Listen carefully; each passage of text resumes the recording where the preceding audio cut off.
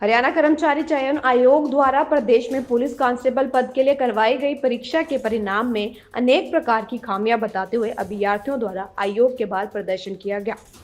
अभ्यर्थियों का कहना है कि सरकार द्वारा जिस पद्धति से परिणाम घोषित किया गया है उसके अनुरूप इसे भविष्य में कभी भी अदालत में चुनौती दी जा सकती है, जिससे उनकी नौकरी रद्द हो सकती है। आयोग के समक्ष अनेक बार अपनी बात को रखे जाने और परिणाम को दुरुस्त करने की मांग करने के बाद भी आज तक इसे ठीक नहीं किया गया है। वहीं क्लर्क की परीक्षा देने वाले अभ्यर्थियों द्वारा भी आयोग के बाहर प्रदर्शन कर सरकार व आयोग द्वारा उनके भविष्य से खिलवाड़ करने के आरोप लगाए गए। क्लर्क की परीक्षा देने वाले युवाओं का कहना है कि उन्होंने साल 2019 में परीक्षा दी थी, जिसमें 3 सवालों के जवाब ठीक दिए जाने के बाद भी टेक्निकली तौर पर गलत बता दिए गए थे। सरकार ने इसे सही करने का आश्वासन भी दिया था, लेकिन आज तक इसका निपटान न होने के कारण उन्हें नौकरी नहीं मिल पा रही है। युवाओं द्वारा किए जा रहे प्रदर्शन को रोकने के लिए भारी पुलिस बल भी मौजूद रहा और प्रदर्शन कर रहे युवाओं को आयोग परिसर से निकालने का प्रयास भी किया गया। Bureau report, news only.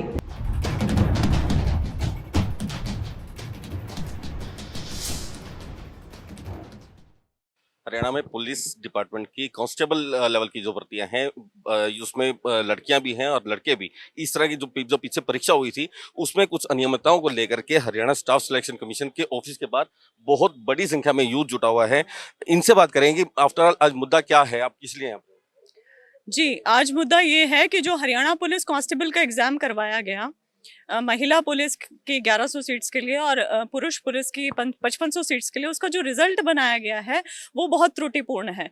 जिस हिसाब से रिज़ल्ट निकाला गया है वो बेहद गलत है और वो आगे ना आगे किसी ना किसी स्टेज पर जाके हाई कोर्ट या सुप्रीम कोर्ट में रद्द होगा, पीटीआई भर्ती की तरह है।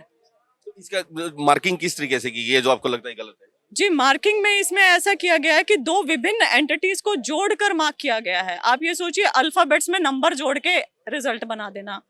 इन्होंने क्या किया, जो परसेंटाइल, इन्होंने रिटर्न को परसेंटाइल में कन्वर्ट किया और जो एक्स्ट्रा मार्क्स जिन बच्चों को मिल रहे थे, इसमें 20 एक्स्ट्रा मार्क्स मिलते हैं सोशियो इकोनॉमिक और हायर एजुकेशन के लिए, उनको मार्क्स में ही रखा।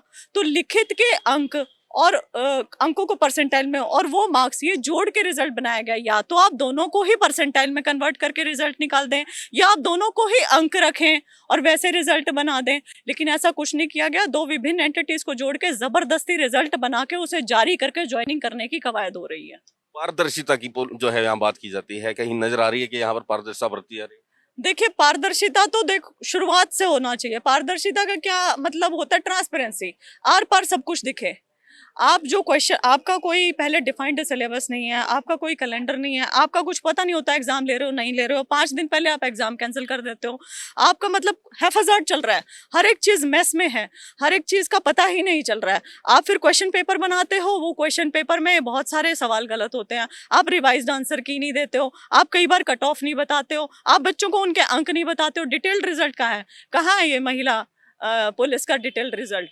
डिटेल्ड रिजल्ट हमें चाहिए। हमें पता होना चाहिए कि कौन सा बच्चा लिखित में कितने अंक ले रहा है, किस बच्चे को सोशियो इकोनॉमिक के अंक मिल रहे हैं, कौन सा बच्चा ईडब्ल्यूएस का बेनिफिट ले रहा है। तो ये सारी चीजें हैं। बहुत सारे बच्चे यहाँ पर ऐसे भी हैं अभ्यर्थी जिन्होंने पास आउट हो चुके हैं, जिनका रिजल्ट क्लियर है, लेकिन वो उन्हें ज्वाइनिंग नहीं हो पा रही है। और ज्वाइनिंग के साथ में ये जो आप अभी कह रहे थे, ये भर्ती जो है सरासर आगे जा करके कैंसिल हो सकती है। देखिए, यहाँ पे ये 2 अभ्यर्थी हैं जिनका कांस्टेबल का क्लियर हो रखा है और मैं कहूँगी ये अद्भुत बच्चे हैं। अद्भुत इसलिए कि अपना क्लियर होने के बावजूद अपना ज्वाइनिंग दांव पे लगा के यहाँ पे खड़े हैं, क्योंकि ये जानते हैं कि ये चीज़ जो हो रही है वो गलत है और कल को हमें हैम्पर कर सकती है। कल को हैम्पर केवल अंदर जाने वाले ही नहीं, बाहर रहने वाले भी होंगे। और ये जो आज अंदर चले गए, कल को अगर ये 5-7 साल बाद कोर्ट केस से बाहर होते हैं तो इनकी उम्र भी निकल जाएगी। ये कौन सी जॉब कर पाएंगे, क्या कर पाएंगे? तो आज तो सही के लिए खड़े होना ही पड़ेगा कल, ताकि बेहतर भविष्य हो सके। मुद्दा कहीं ना कहीं सरकार की नजर में लाया गया है कि सरकार की नॉलेज में है या जो चेयरमैन साहब उनकी नॉलेज में? देखिए, मुद्दा सबको पता है, सबकी नॉलेज में है। ये सब इच्छा शक्ति और मंशा के ऊपर डिपेंड करता है कि आपकी कितनी इच्छा शक्ति है, आप चीज़ों को बदलना चाहते हो कि नहीं बदलना चाहते हो।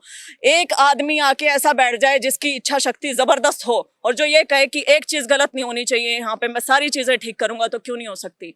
सबको सब कुछ पता है। बार बार जब एक ही इशू आता है कि रिवाइज की नहीं दे रहे हो, तो क्या दिक्कत है रिवाइज की देने में? ये जो क्वेश्चंस गलत हैं, रॉन्ग है, ये क्लर्क वाले बच्चे आए हुए हैं 2-2 साल से धक्के खा रहे हैं, कोर्ट का ऑर्डर लाके खड़े हो चुके हैं, ये क्यों नहीं ठीक हो रहा है? क्यों नहीं कमीशन कर रहा है? क्यों इन बच्चों को हायर बेंच में जाना पड़ता है अपना ऑर्डर लागू करवाने के लिए? क्यों इन्हें कंटेम्प्ट में जाना पड़ता है कोर्ट में? आप करो ना वो चीजें, जो चीजें ठीक है। आप एफिशिएंट स्टाफ रखो, यदि आपका स्टाफ काम नहीं कर रहा है बाहर निकालो, ढंग के बंदे रखो, पढ़े लिखे बंदे रखो, आप काम करो। मानते हैं कि इस भर्ती में भी जो प्रक्रिया रही है उसमें भी त्रुटि है, और पीछे जो एचसीएस की भर्ती में भी जो त्रुटि आई थी, जो घोटाला सामने आया था, वो भी कहीं ना कहीं इसी से जुड़ता पार्ट है। एचसीएस का तो सबसे बड़ा घोटाला था। आप कॉन्स्टिट्यूशनल बॉडी में 1 करोड़ रुपए की अटैची के साथ पकड़े गए हो। ये छोटी बात नहीं है। 1 करोड़ रुपया, इतना ब्लैक मनी पंचकुला में आया कैसे? ऑफिस में आया कैसे? यहाँ पे क्यों नहीं बीच में पुलिस ने रोका? क्यों नहीं किसी ने तलाशी ली? और वहां तक पहुंचा कैसे? गार्ड वगैरह कोई भी नहीं था।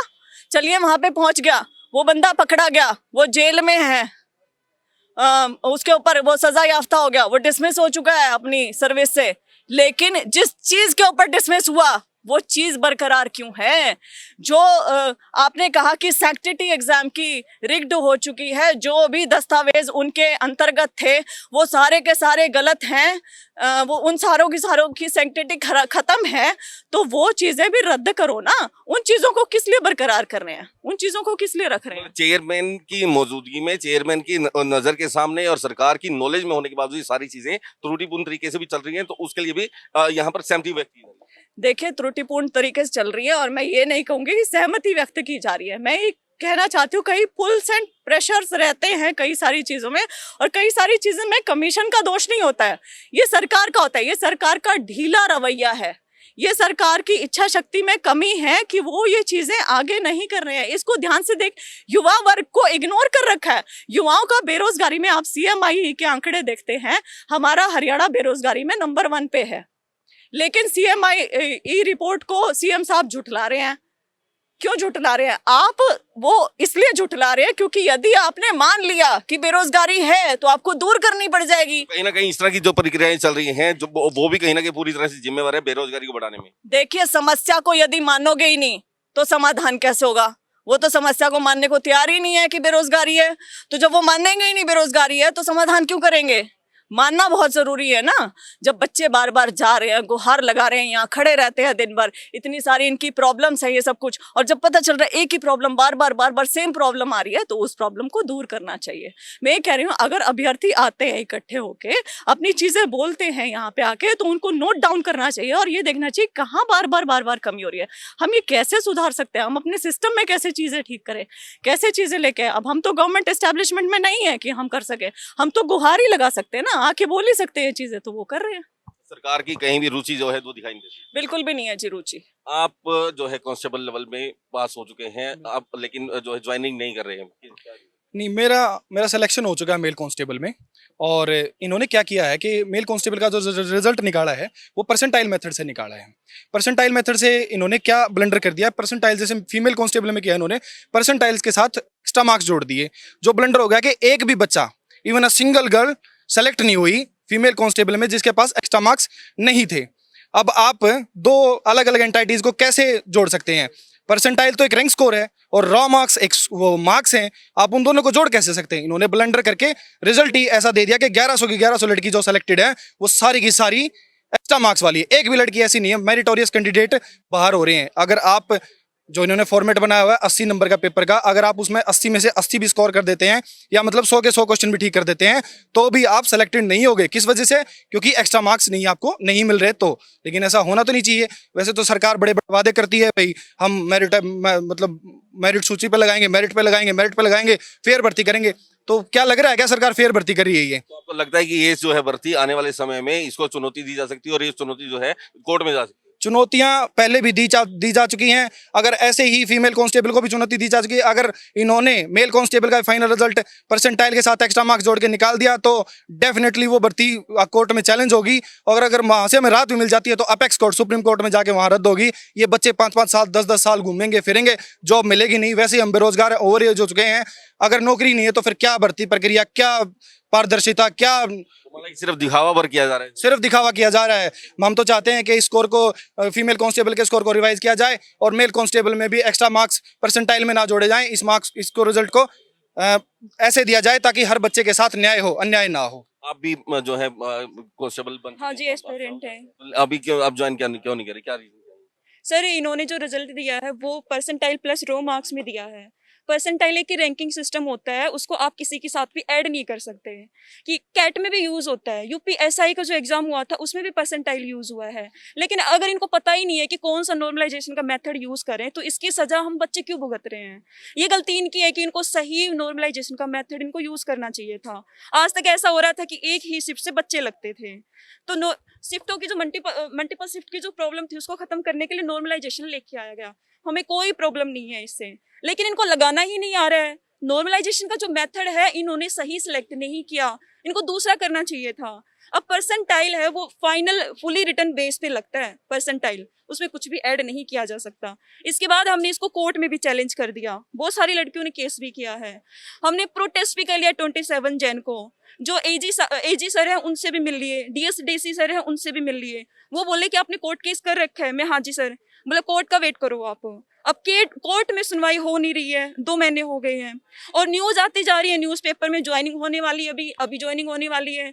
लड़कियां पूछ रही हैं कि सर यही फॉर्मूला रहेगा, वो सर हाँ भरने लग रहे हैं कि भाई ये फॉर्मूला तो सही है। हाई कोर्ट ने, सुप्रीम कोर्ट ने, आईएसआई कोलकाता ने भी इसको सही बताया। हम मीटिंग करके आए वहां पर। मैं खुद दो बच्चों के साथ मैं खुद आईएसआई न्यू दिल्ली गई हूँ। पब्लिक नोटिस में न्यू दिल्ली का नाम है कि वहां से फॉर्मूला लिया गया है। तो उन्होंने कहा कि यहाँ पर कोई भी ऐसी फिजिकल मीटिंग हमारी नहीं अगर फॉर्मूला वहां से लिया गया तो यहाँ पर उसको एप्लीकेबल जो किया जा रहा है जिस सही से नहीं तरीके किया, सर। अब उन्होंने फॉर्मूले बता दिए। उन्होंने ये थोड़ी कहा था कि आप ले जा करके इसमें एक्स्ट्रा मार्क्स भी ऐड कर दो। पूछना चाहिए था कि पहले कि हमारे सिलेक्शन प्रोसेस 2 पार्ट्स में होता है, रिटर्न प्लस एक्स्ट्रा है, क्या ये नॉर्मलाइजेशन मेथड हमारे यहाँ पे लागू होगा? ये इन्होंने पूछा ही नहीं, ना वहाँ पे कोई फिजिकल मीटिंग हुई है। अब भागते फिर रहे हैं, कभी आईएसआई कोलकाता का नाम ले रहे हैं कि हमने उनसे पूछा तो उन्होंने मोहर लगाई है। इस तरह की जो परीक्षाएं रहती हैं उसमें आमतौर पर जैसे राजस्थान की अगर बात करें या हिमाचल की बात करें तो वहाँ लोकल जीके जो है उसको भी लिया जाता है। क्या यहाँ पर भी उसी तरीके यूज किया जाता सर इसमें सबसे बड़ी कमी तो यही रही ना। आप मतलब देखोगे ना जो फिजिकल के जितने बच्चे बुलाए इसमें लगभग मैं मानता हूँ 30 से 40% अदर स्टेट आया है। इसमें हरियाणा वाले बच्चे को तो फायदा हुआ ही नहीं। इन्होंने क्या किया 100 में से सिर्फ एक क्वेश्चन हरियाणा जीके का दिया। सोचने की बात है ये, हरियाणा के एग्जाम में हरियाणा पुलिस में 100 में से सिर्फ एक क्वेश्चन हरियाणा जीके का। इसी वजह से यूपी से राजस्थान से बच्चे सेलेक्ट हो रहे। चलो वो आते हैं तो वो ठीक है, इंटेलिजेंट बच्चे हैं, लेकिन कुछ हरियाणा के बच्चों को कुछ तो क्राइटेरिया होना चाहिए ना। एक तो हरियाणा वैसे ही मतलब बेरोजगारी में नंबर 1 पे है, ऊपर से जिसको रोजगार दे रहे हैं उसको भी योग्य को नहीं दे रहे। कम से कम बच्चे मेरिट वाले बच्चे तो लगने चाहिए ना। ये अलग अलग इन्होंने ना जो 80 नंबर का जो पेपर था 80% जो थी उसकी सारी वैल्यू खत्म कर दी इन्होंने। इन्होंने ऐसा काम कर दिया जिस बच्चे के पास एक्स्ट्रा मार्क्स नहीं है वो जॉब नहीं ले सकता, चाहे वो पेपर में 100 के 100 नंबर दे दो। अब किसी के घर में जॉब है ना, हम 5 नंबर को गलत नहीं ठहरा रहे हैं, नहीं 4 को गलत ठहरा रहे हैं। जिसके घर में जॉब नहीं है वो बच्चा 5 नंबर तो नहीं लेके आ सकता। वो क्या कोशिश करेगा, यही कोशिश करेगा ना कि भाई मैं किसी भी तरह इन नंबर को मैं अपने रिटर्न में कवर अप करूं। इन्होंने तो ऐसा काम करे चाहे आप पेपर में 100 के 100 नंबर ले लो, आप सिलेक्शन हो ही नहीं सकता आपका किसी भी तरीके से। ये सरासर गलत है। ये वो बच्चे हैं जो अपनी बेरोजगारी को दूर करने के लिए सरकार की तरफ नजर लगा करके देख रहे हैं, लेकिन सरकार की जो मार्किंग की त्रुटियां हैं उसकी वजह से इनकी उम्मीदों का जो दिया है वो बुझता दिखाई दे रहा है।